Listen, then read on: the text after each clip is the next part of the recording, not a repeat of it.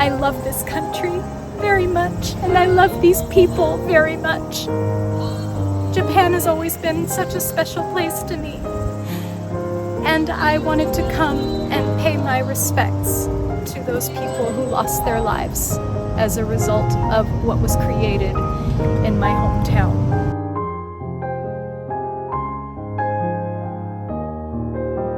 Thank you for your time. Thank you. Where are you from?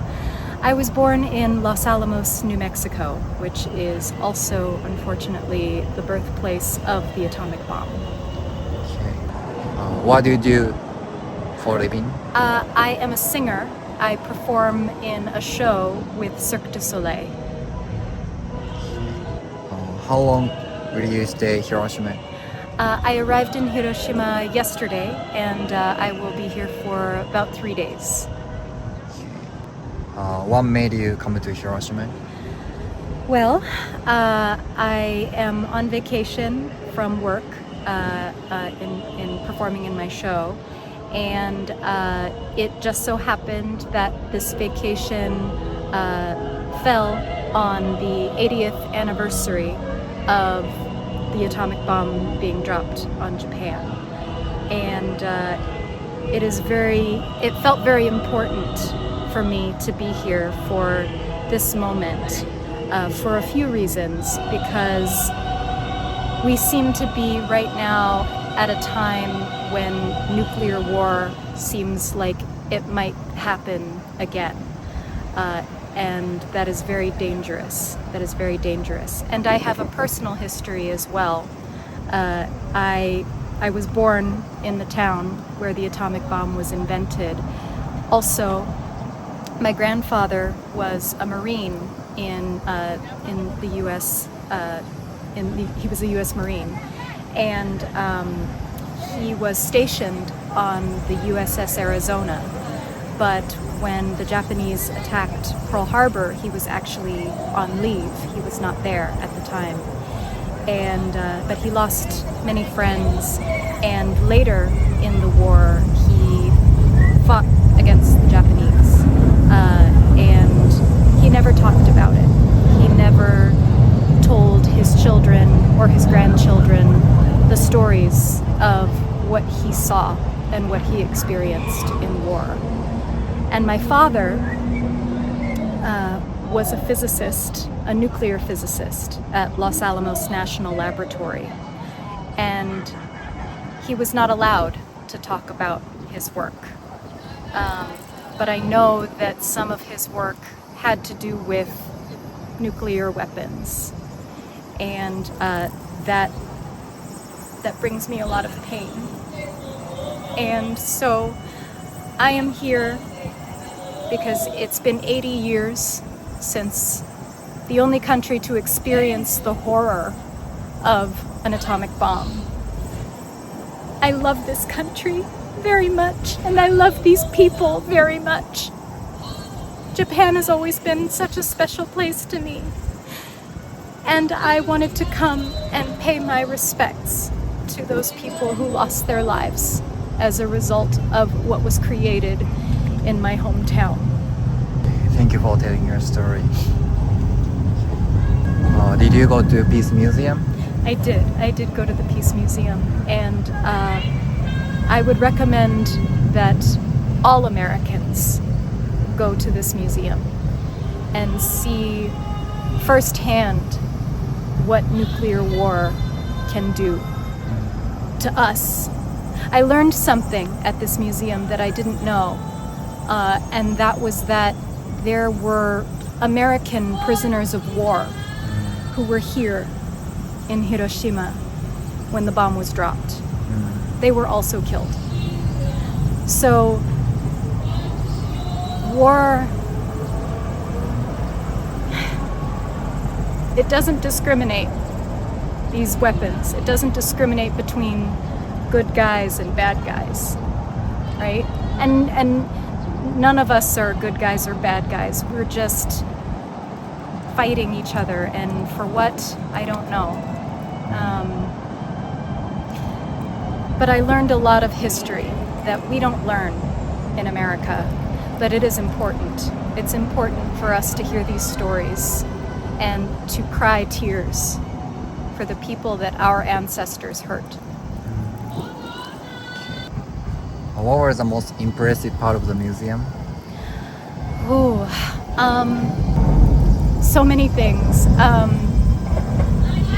Seeing the artifacts, the way that stone and ceramic and metal fused together in these grotesque sculptures of a sort. Seeing clothing that still have blood stains on them, that still have the black acid rain that fell, the nuclear rain that fell after the explosion, the black stains on their clothing. And of course the photographs of the people in the aftermath of that bomb being dropped. It is all very important and impactful. Did you also see atomic bomb dome? Yes, I went to the dome this morning. That's the first place I came to. And there are people here who walk around the dome telling the stories of not only their own personal stories, but the stories of their ancestors that were here when the bomb was dropped. And it's important to hear all of those stories, because even as much truth as the museum gives about the horrors of the nuclear bomb, there hundreds of thousands of lives were lost in an instant. And it's not possible to hear every single one of their stories, but we must try. We must try to hear as many of those stories as possible to realize that they were all human beings. They were all people just like us that were just trying to have a good life. And this weapon should not be. This weapon should not exist. So, what did you feel when you see atomic bomb dome? I cried. I cried, and to see ruins of a building that, it's personal for me because I'm an artist, and this building that is still standing was an epicenter for arts and commerce and people to come together and trade goods and ideas and express themselves. And it was taken over during the war by the Japanese government and used for military purposes. And I think there's a lesson in there to see it still standing, that we should be focused on what we can create together instead of trying to destroy each other and take what other people have. We will not survive if we keep doing that. Did you learn about Hiroshima in your school? Very little. Yeah. Like I say, I grew up in Los Alamos. So we learned about the atomic bomb, but more about the building of it and why it was being built and the science behind it, and that history. But I did not learn when I was younger about what the Japanese people experienced as a result.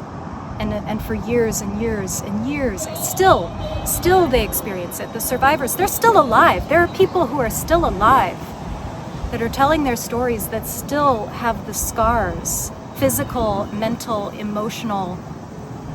They still bear those scars. And it's important for us to see them. And so American schools do a very poor job of teaching about this, and we should do better. Oh, did you learn anything new during your visit to Hiroshima? So much. I learned so much that was new. Like I said, I learned that there were American POWs that were here in Hiroshima when the bomb was dropped that lost their lives as well. I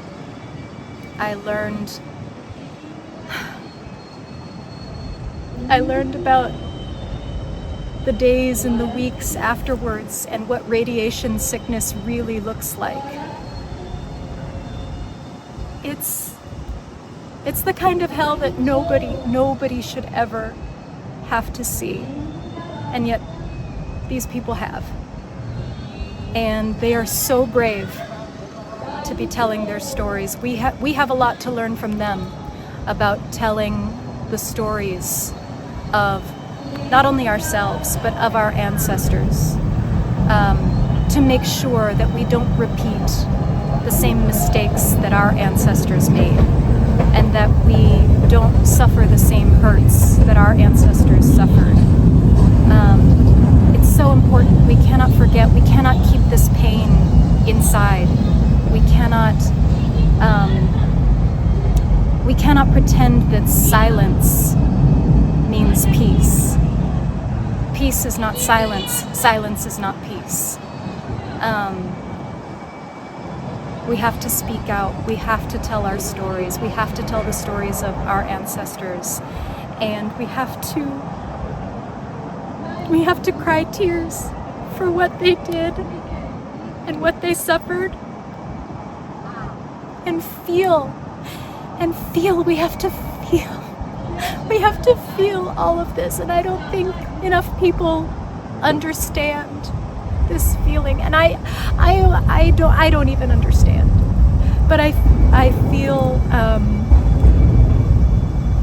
what I do feel is very painful, and this experience has made me want to dedicate my life to work in some way that will make sure that nobody ever has to feel what these people felt ever again. What do you think about nuclear weapon? I think that the people who originally invented the nuclear bomb, I don't think that was their original intention. I think that the people who discovered nuclear fission and how that process works, they wanted to understand more about the universe, and they wanted to be able to replicate things that happen in the universe, such as a star dying, or the sun exploding. And I think that people with less good intentions took that beautiful work and twisted it into something that could be used to destroy other people for power. And now we just keep building more and more and more of these weapons to show off how powerful we are. And I think the true power would lie in saying, no more. No more. Let's lay down our arms. Let's be vulnerable. Let's feel things together. And maybe that's naive. Maybe that's totally naive. But it is what I've been thinking about this whole trip in Japan. Has your perspective changed through your experience in Hiroshima? My perspective has been changing over the course of many years. Like I say, when I was young, I only learned one side of the story. As I got older, I learned more. And since I got to Japan a few weeks ago, the things I've been experiencing, the people I have been meeting, the stories I have been hearing, They all are just giving me more clarity about what I think, which is that we should not have nuclear weapons. Nobody should have this kind of power. If we continue down this path, we are almost certainly assuring mutual destruction. Do you think there is anything we can do for peace? I do. Telling our stories, opening our hearts, being vulnerable, bearing witness to each other's pain, and then asking for grace, asking for forgiveness. I think yes, telling our stories, telling our ancestors' stories, expressing ourselves, using our voices. Like I say, I'm a singer, so I think we should all be raising our voices together for the same cause, because I think there are more people in the world that think we shouldn't have these weapons than there are people who think we should. And but somebody has to do it first. Somebody has to be the first to say, no more. We will not build any more of these. We will get rid of what we have. I hope it's my country. I hope it's America, because we're the only ones who have used this weapon. So we should be the first to say, I'm sorry. No more. What's peace means to you? Peace is not the absence of conflict. Peace is the ability to encounter conflict, still have the patience and the wisdom and the compassion to work with whoever we are in conflict with to come to an agreement about how we can move forward. And that means being humble. That means admitting when we ourselves are wrong, being strong enough to be vulnerable. And then I think we all have to also understand when we have enough of something and not always wanting more. Because when we want more, we are taking more than we need. And that will inevitably lead to resources depleting, and that is at the core what causes war. I want what you have because I don't have enough. And so I think if all of us thought more about, I don't need more than this is enough. I think peace starts with us. Peace starts with me. And then my small group. And then my town. And then my state. And then my country. And then my world. But it has to start with us. We as individuals have to do the work in finding peace in ourselves so that we can find peace with others. Do you want to share your experience in Hiroshima with people back home? Yes, absolutely. Yes, I will be talking about this experience for a very long time. What do you want to tell? Come to Hiroshima. See this place for yourself. Hear these stories. Cry tears for these people. And do what you can to make sure that this never ever happens again. Okay. Do you have any comment for people who are watching this video? Just what I said. Be kind to each other. Be kind to yourselves.